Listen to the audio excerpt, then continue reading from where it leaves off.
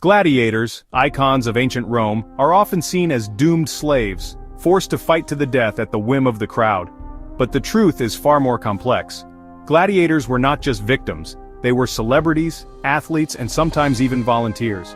Today, we'll uncover 10 remarkable truths about these legendary fighters. Stories Hollywood rarely tells. We'll meet volunteers, discover sacred origins, and reveal the real odds of survival in the arena. Prepare to challenge your perceptions and discover the real history behind the myth. Let's step into the true Colosseum of history. Not all gladiators were slaves. Many were free men, Roman citizens, who signed up willingly, drawn by the promise of fame, fortune, or a second chance at life. Some were ex-soldiers or men in debt, seeking structure, food, and a shot at glory. The arena offered high risks, but also high rewards. Celebrity status, prize money, and the adoration of the masses. Gladiators became superstars, admired for their courage and skill. They weren't just victims. They were professionals who chose to gamble everything for a shot at immortality. The games evolved into a showcase of skill, not just survival. The crowd cheered for those who chose to fight, not just those forced into battle. Gladiator games began not as entertainment, but as sacred funeral rites. Early contests, called munera, honored the dead with ritual combat believed to appease restless spirits. Over time, these private ceremonies grew into public spectacles, used by politicians to win favor and display power. Julius Caesar famously staged massive games to honor his family, blending religion and politics. The arena's bloodshed was rooted in ancient beliefs, a violent tribute to the departed. Every clash echoed a tradition where death served both the gods and the ambitions of Rome's elite.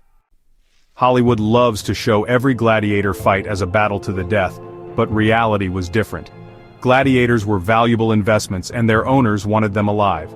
Fights were regulated, with referees enforcing rules and stopping bouts when needed.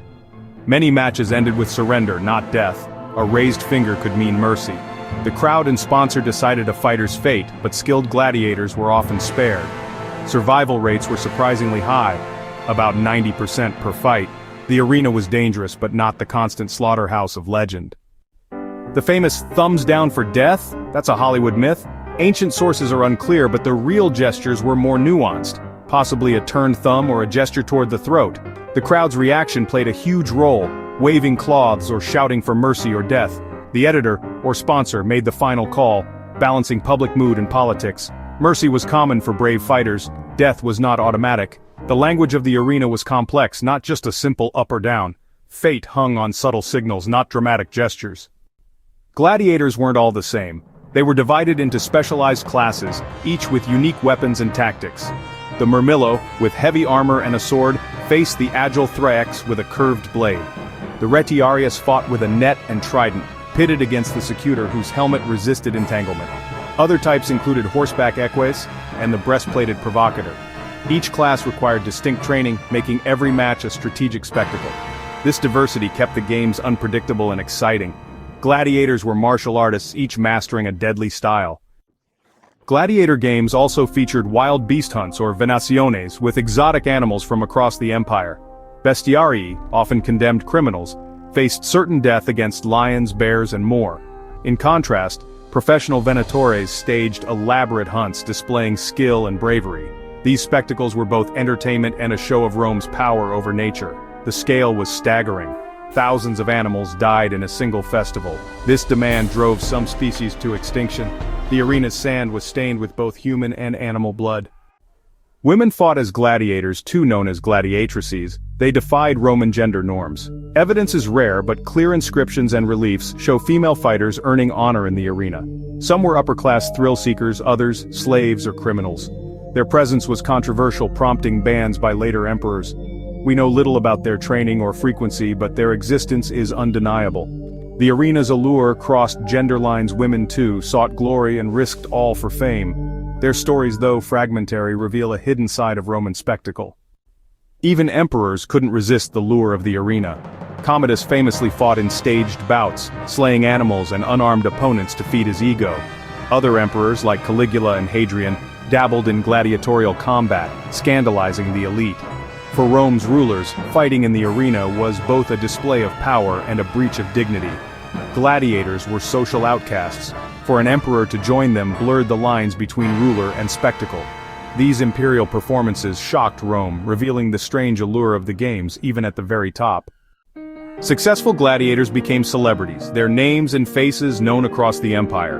Graffiti, mosaics, and everyday objects celebrated their exploits.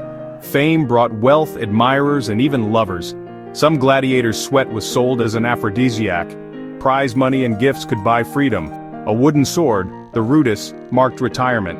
Some became trainers, passing on their skills. For many, the arena offered a rare path from obscurity to stardom. Gladiators proved that even the lowliest could achieve a kind of immortality. Despite the violence, gladiators formed deep bonds, a brotherhood forged in hardship. They trained and lived together, fought together, developing mutual respect and camaraderie. Gladiator schools were like families with veterans mentoring newcomers. They formed burial societies to honor fallen comrades and support their families. Tombstones speak of friendship and loyalty, not just rivalry. This support network helped them survive a brutal world.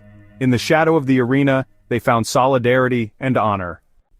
The real story of gladiators is richer and more human than Hollywood's version. They were volunteers and slaves, men and women, athletes and outcasts, united by risk, skill, and the pursuit of glory. Their lives were about more than death. They were about survival, fame, and brotherhood. Look beyond the myths to find the true history, written in ancient texts and carved on tombstones. Thank you for joining us on this journey into the untold truths of the gladiators. Assalamu alaikum.